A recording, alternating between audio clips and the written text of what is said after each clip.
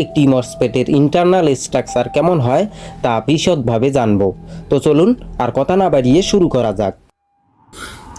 MOSFET কি বন্ধুরা? MOSFET বা metal oxide semiconductor field effect transistor, এটি হলো ট্রানজিস্টরের একটি উন্নত সংস্করণ।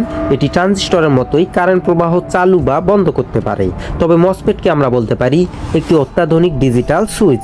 যেভাবে সাধারণ সুইচ দিয়ে আপনি লাইট অন বা অফ করেন, ঠিক সেভাবেই মসফেট সার্কিটে কারেন্ট প্রবাহ চালু বা বন্ধ করতে পারে।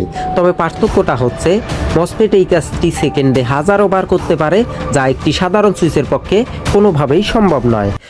চলুন বন্ধুরা, এবারে সরাসরি প্র্যাকটিক্যাল ডেমো সার্কিটের মাধ্যমে মসফেটের অসাধারণ কার্যক্ষমতা সম্পর্কে দক্ষতা লাভ করি।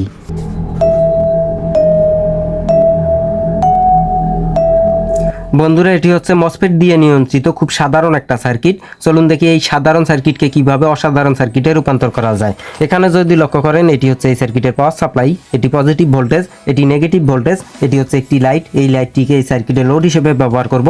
আর এখানে যদি লক্ষ্য করেন, দেখুন নেগেটিভটাকে মসফেটের সোর্স টার্মিনালের সঙ্গে কানেকশন করা আছে এবং ড্রেন টার্মিনালের সঙ্গে পজিটিভটা কানেকশন করা আছে। লাইটটি জ্বলছে না। এবারে যদি লাইনটি আমি ঘুরিয়ে দেই,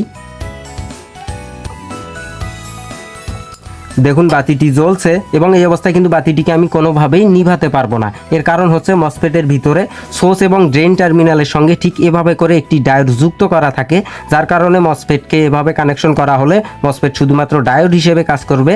এটি কোনোভাবেই সুইচ বা মসফেট হিসেবে কাজ করবে না। তো চলুন এটিকে মসফেট হিসেবে কাজ করার জন্য পুনরায় কানেকশন করি।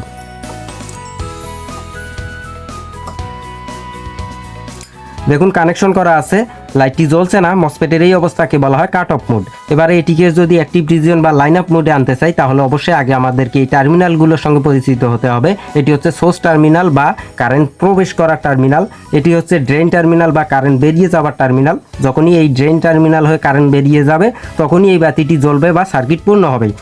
আর এটি হচ্ছে গেট টার্মিনাল বা মসফেটকে নিয়ন্ত্রণ করার টার্মিনাল। অর্থাৎ এই গেট টার্মিনালের সাহায্যেই সোর্স এবং ড্রেনের মধ্যে একটি সংযোগ রেখা বা চ্যানেল তৈরি হবে, আর ওই চ্যানেল দিয়েই কিন্তু কারেন্ট প্রবাহিত হবে। এখন এই চ্যানেলটা তৈরি হওয়ার জন্য গেটে একটা ভোল্টেজ দিতে হবে। এখন এই ভোল্টেজটা পজিটিভ অথবা নেগেটিভ দুই ধরনের ভোল্টেজই দেওয়া যেতে পারে।